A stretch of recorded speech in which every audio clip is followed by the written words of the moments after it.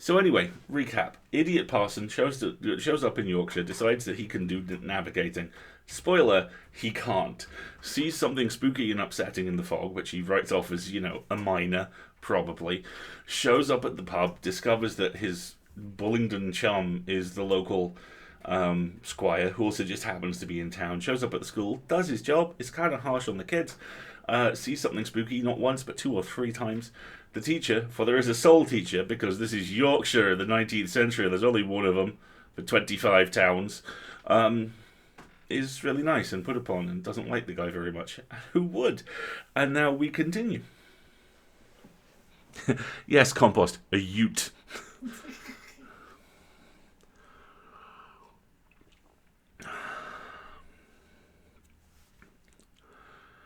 As I neared the bottom of the hill, a dog cart, drawn by a high-stepping chestnut, dashed up to the door of the Greyhound, and the next moment I was shaking hands with Wolstenholme of Balliol.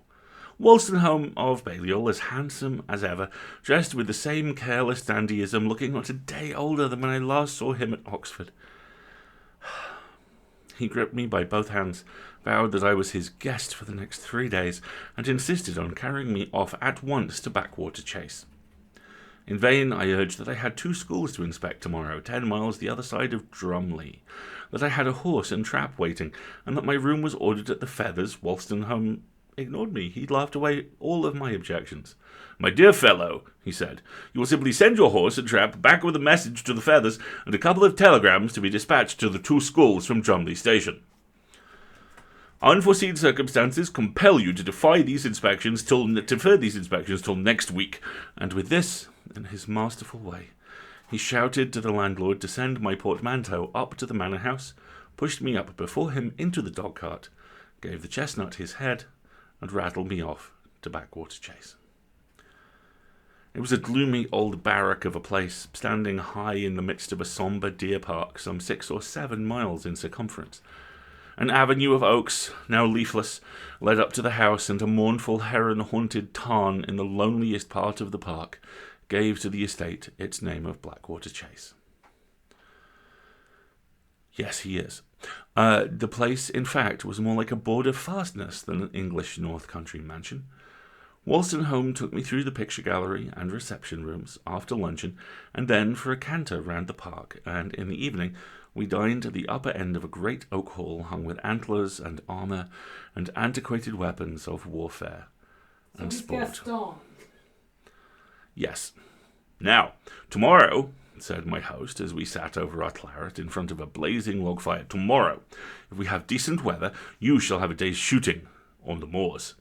And on Friday, if you will but be persuaded to stay 1 day longer, I will drive you over to Broomhead and give you a run with the Duke's hounds." "Not hunt, my dear fellow, what nonsense. All our parsons hunt in this part of the world. By the way, have you ever been down a coal pit? No? Then a new experience awaits you. I'll take you down Carshalton Shaft and show you the home of the gnomes and the trolls." "Is Carshalton one of your own mines?" I asked. "All these pits are mine," he replied. "I am king of Hades and rule the underworld as well as the upper. There is coal everywhere underlying these moors. Whole place is honeycombed with shafts and galleries. One of our richest seams runs under this very house, and there are upwards of 40 men at work in it, a quarter of a mile below our feet here, every day. Another leads right away under the park, heaven only knows how far. My father began working it 25 years ago, and we have gone on working it ever since, yet it shows no signs of failing." "You must be as rich as a prince with a fairy godmother." He shrugged his shoulders. "Well," he said lightly, "I am rich enough to commit what follies I please, and that is saying a good deal.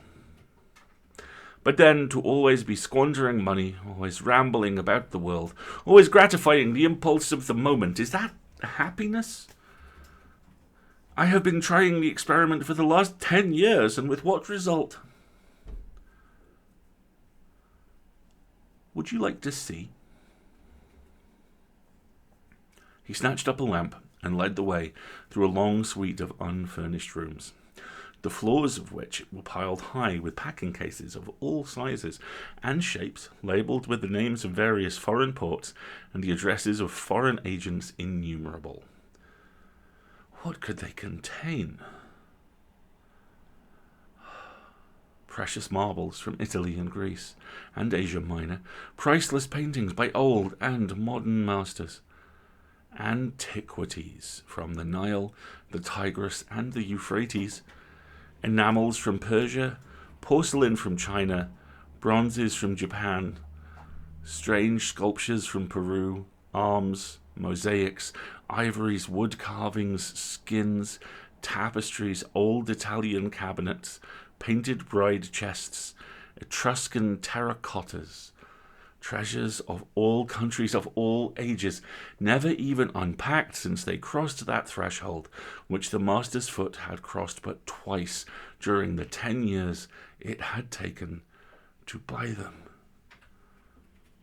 Should he ever open them, ever arrange them, ever enjoy them? Perhaps if he became weary of wandering, if he married, if he built a gallery to receive them, perhaps. If not, well, he might found and endow a museum, or leave the things to the nation. What did it matter? Collecting was like fox hunting. The pleasure was in the pursuit, and ended with it. We sat up late that first night. I can hardly say conversing, for Wolstenholme did all the talking, while I, willing to be amused, led him on to tell me something of his wanderings, by land and sea. So the time passed in stories of adventure, of perilous peaks ascended, deserts traversed, unknown ruins explored, of hairbreadth escapes from icebergs and earthquakes and storms. And when at last he flung the end of his cigar into the fire and discovered that it was time to go to bed, the clock on the mantel shelf pointed far on among the small hours of the morning.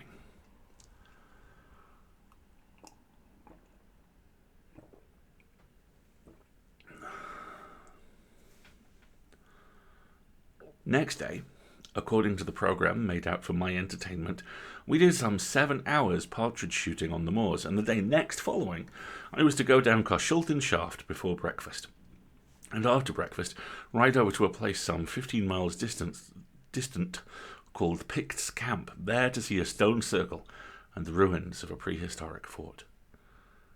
Unused to field sports, I slept heavily after those 7 hours with the guns, and was slow to wake when Wolstenholme's valet came next morning to my bedside with the waterproof suit in which I was to effect my descent into Hades.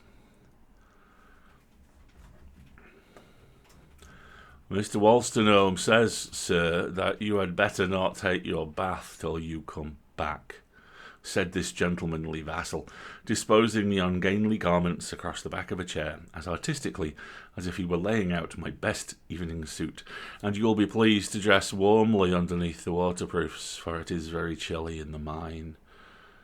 I surveyed the garments with reluctance. The morning was frosty, and the prospect of being lowered into the bowels of the earth, cold, tasting and unwashed, was anything but attractive. Should I send word that I would rather not go?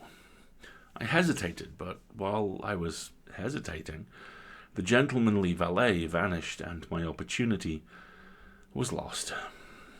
Grumbling and shivering, I got up, donned the cold and shiny suit, and went downstairs. A murmur of voices met my ear as I drew near the breakfast room. Going in, I found some 10 or a dozen stalwart colliers grouped near the door, and Wolstenholme, looking somewhat serious, standing with his back to the fire. "Look here, Fraser," he said with a short laugh. "Here's a pleasant piece of news. A fissure has opened in the bed of Blackwater Tarn. The lake has disappeared in the night, and the mine is flooded. No Carshalton Shaft for you today. 7 foot of water in Duke's Seam and 8 in the Old North and South Galleries," growled a huge red-headed fellow who seemed to be the spokesman. "Aye, and it's the Lord's own mercy it happened at night time, or we'd be dead men all," added another. "That's true, my man," said Wolstenholme, answering the last speaker. "Might have drowned you like rats in a trap." "So we may thank our stars it's no worse. And now, to work with the pumps. Lucky for us that we know what to do and how to do it." So saying, he dismissed the men with a good-humoured nod and an order for unlimited ale. I listened in blank amazement. The tarn vanished. I could not believe it. Wolstenholme assured me, however, that it was by no means a solitary phenomenon. Rivers had been known to disappear before now in mining districts, and sometimes instead of merely cracking, the ground would cave in, burying not merely houses, but whole hamlets in one common ruin. The foundations of such houses were, however, generally known to be insecure long enough before the crash came, and those accidents were not therefore often followed by loss of life. "And now," he said lightly, "you may doff your fancy costume, for I shall have time this morning for nothing but business.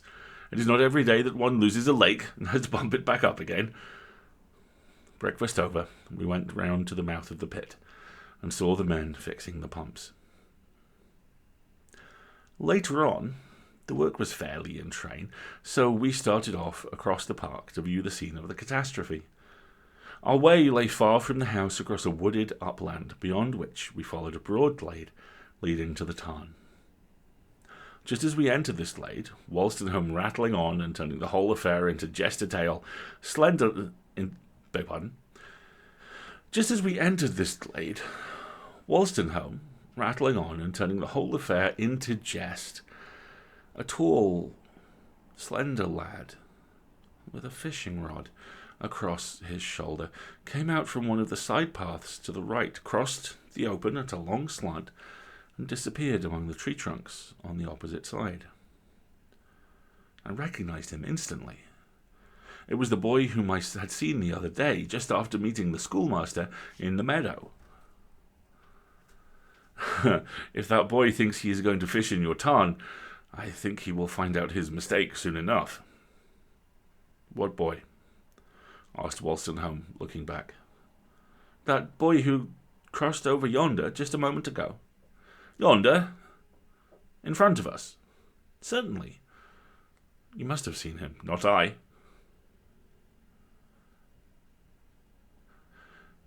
"You did not see him? A tall, thin boy in a grey suit, with a fishing rod over his shoulder. He disappeared behind those Scotch firs." Wolstenholme looked at me with surprise. "You are dreaming," he said. "No living thing, not even a rabbit, has crossed our path since we entered the park gates." "I am not in the habit of dreaming with my eyes open," I replied quickly. He laughed, and he put his arm through mine. "Eyes or no eyes, you are under an illusion this time." An illusion. The very word made use of by the schoolmaster. What did it mean? Could I, in truth, no longer rely upon the testimony of my senses? 1,000 half-formed apprehensions flashed across me in a moment. I remembered the illusions of Niccolini, the bookseller, and other similar cases of visual hallucination, and I asked myself if I had suddenly become affected in some manner. "By Jove, this is a queer sight," exclaimed Wolstenholme, and then I found that we had emerged from the glade, and were looking down upon the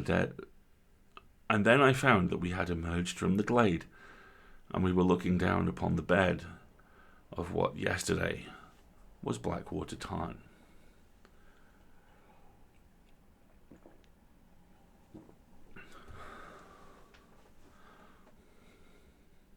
It was, indeed, a queer sight.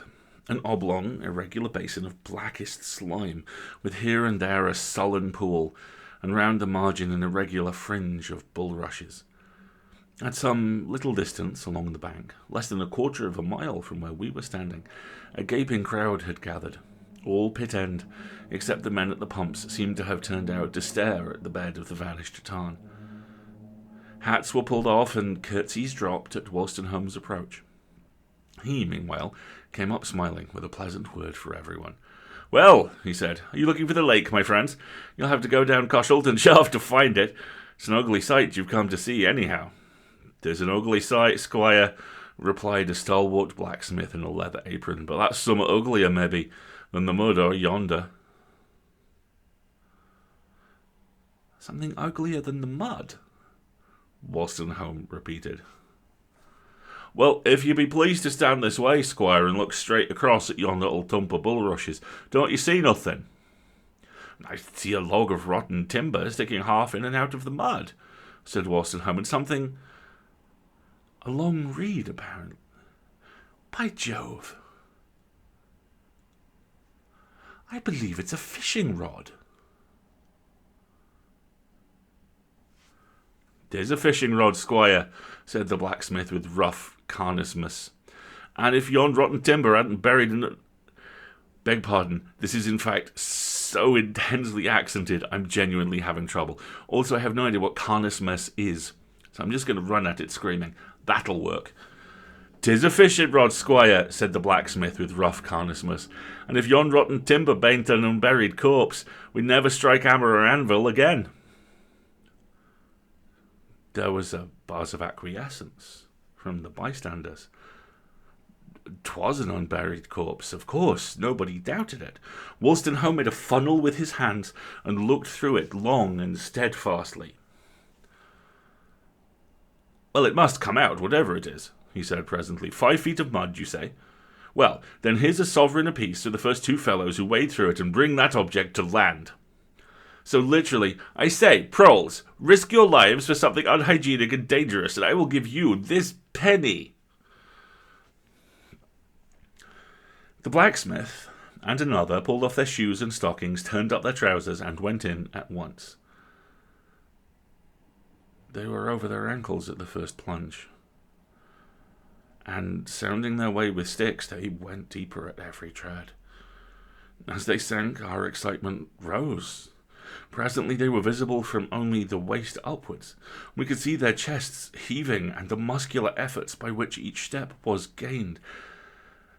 They were yet full 20 yards from the goal when the mud mounted to their armpits. A few feet more, and only their heads would remain above the surface. An uneasy movement ran through the crowd. "Call them back, for God's sake!" cried a woman's voice. But at this moment, having reached a point where the ground gradually sloped upwards, they began to rise above the mud as rapidly as they had sunk into it, and now, black with clotted slime, they emerge, waist high. Now they are within 3 or 4 yards of the spot, and now they are there. They part the reeds. They stoop low above the shapeless object on which all eyes are turned. They half lift it from its bed of mud. They hesitate, lay it down again, decide apparently to leave it there, and turn their faces shorewards. Having come a few paces, the blacksmith remembers the fishing rod, turns back, disengages the tangled line with some difficulty, and brings it over his shoulder.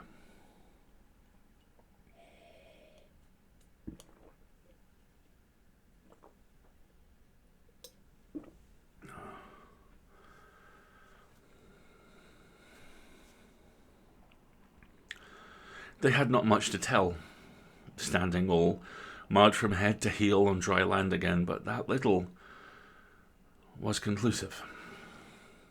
It was, in truth, an unburied corpse, part of the trunk only above the surface. They tried to lift it, but it had been so long under water and was in so advanced a stage of decomposition that to bring it to shore without a shutter was impossible. Being cross-questioned, they thought, from the slenderness of the form, that it must be the body of a boy. "That's the poor chap's rod, anyhow," said the blacksmith, laying it gently down upon the turf. I have, thus far, related events as I witnessed them. Here, however, my responsibility ceases. I give the rest of my story at second hand, briefly, as I received it some weeks later, in the following letter from Philip Wolstenholme. Blackwater Chase, December 20th, 18... blah, blah, blah, blah. Dear Fraser, my promised letter has been a long time on the road, but I did not see the use of writing till I had something definite to tell you.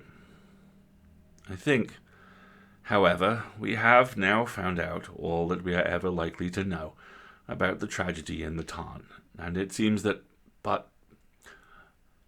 No, I will begin at the beginning, that is to say, with the day you left the chase, which was the day following the discovery of the body. You were but just gone when a police inspector arrived from Drumley. You will remember that I had immediately sent a man over to the sitting magistrate.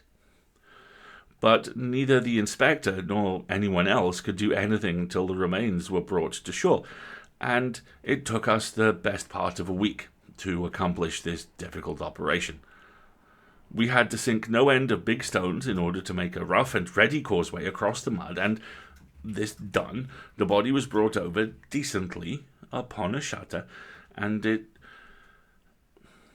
proved to be the corpse of a boy of perhaps 14 or 15 years of age. There was a fracture 3 inches long at the back of the skull, evidently fatal. This might, of course, have been an accidental injury, but when the body came to be raised from where it lay, it was found to be pinned down by a pitchfork, the handle of which had been afterwards whittled off, so as to not show above the water, a discovery tantamount to evidence of murder. The features of the victim were decomposed beyond recognition, but enough of the hair remained to show that it had been short and sandy. As for the clothing, it was a mere mass of rotten shreds, but on being subjected to some chemical process, proved to have once been a suit of lightish grey cloth. A crowd of witnesses came forward at this stage of the inquiry, for I am now giving you the main facts as they came out at the coroner's inquest, to prove that about a year or 13 months ago, Skelton, the schoolmaster, had staying with him a lad whom he called his nephew, and to whom it was supposed that he was not particularly kind. This lad was described as tall, thin, mud sandy-haired. He habitually wore a suit corresponding in colour and texture to the shreds of clothing discovered on the body in the tarn, and he was much addicted to angling about the pools and streams wherever he might have the chance of a nibble. And now, one thing led quickly on to another. Our pit-end shoemaker identified the boy's boots as being a pair of his own making and selling. Other witnesses testified to angry scenes between uncle and nephew. Finally, Skelton himself gave himself up to justice. He confessed the deed and was duly committed to Drumley Jail for wilful murder. And the motive? Well, the motive is actually the strangest part of the story. The wretched lad was, after all, not Skelton's nephew, but Skelton's own illegitimate son. The mother was dead, and the boy lived with his maternal grandmother in a remote part of Cumberland. The old woman was poor, and the schoolmaster made her an annual allowance for his son's keep and clothing. He had not seen the boy for some years when he sent for him to come over on a visit to Pit End.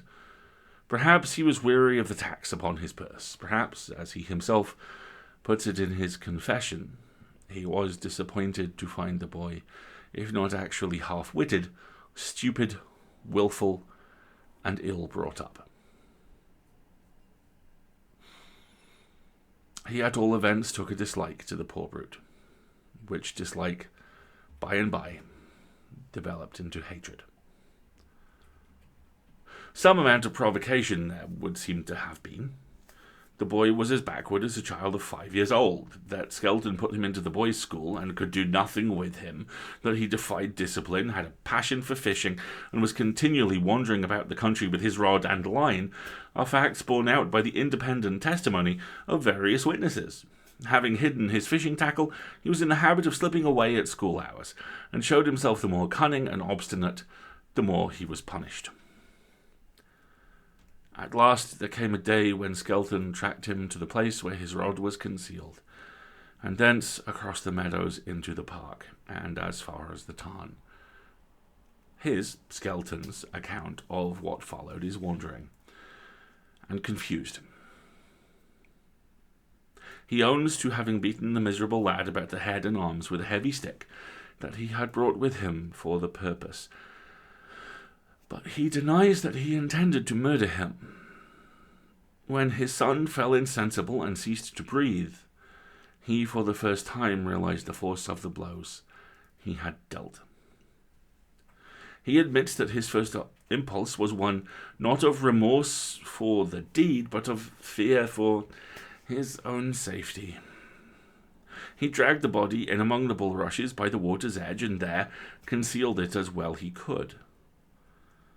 At night, when the neighbours were in bed and asleep, he stole out by starlight, taking with him a pitchfork, a coil of rope, a couple of old iron bars, a knife.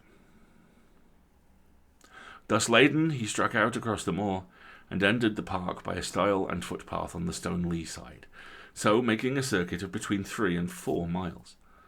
A rotten old punt used at that time to be kept on the tarn, and he loosed it from its moorings, brought it round, hauled in the body, and paddled his ghastly burden out into the middle of the lake as far as a certain clump of reeds, which he had noted as a likely spot for his purpose. It was here he waited and sunk the corpse, and pinned it down by the neck with his pitchfork. He then cut away the handle of the fork, hid the fishing rod among the reeds, and believed, as murderers always do, that discovery was impossible. As regarded the Pit End folk, he simply gave out that his nephew had gone back to Cumberland, and no one doubted it. Now, however, he says that accident has only anticipated him, and that he was on the point of voluntarily confessing his crime. His dreadful secret had of late become intolerable. He said he was haunted by an invisible presence. That presence sat with him at table, followed him in his walks, stood behind him in the schoolroom, and watched by his bedside. He never saw it, but he felt that it was always there. Sometimes he raves of a shadow on the wall of his cell. The jail authorities are of opinion that he is of unsound mind. I have now told you all that there is, at present, to tell. The trial will not take place till the spring assizes, and in the meanwhile I am off tomorrow to Paris, and thence in about 10 days on to Nice, where letters will find me at the Hotel d'Empereur. Always, dear Fraser, yours, P.W. P.S. Since writing the above, I have received a telegram from Drumley to say that Skelton has committed suicide. No particulars given, so ends this strange, eventful history. By the way, that was a curious illusion of yours the other day when we were crossing the park, and I have thought of it many times. Was it an illusion? That is the question. Aye, indeed, that is the question, and it is a question which I have never yet been able to answer. Certain things I undoubtedly saw with my mind's eye, perhaps, and as I saw them, I have described them to you, withholding nothing, adding nothing, explaining nothing.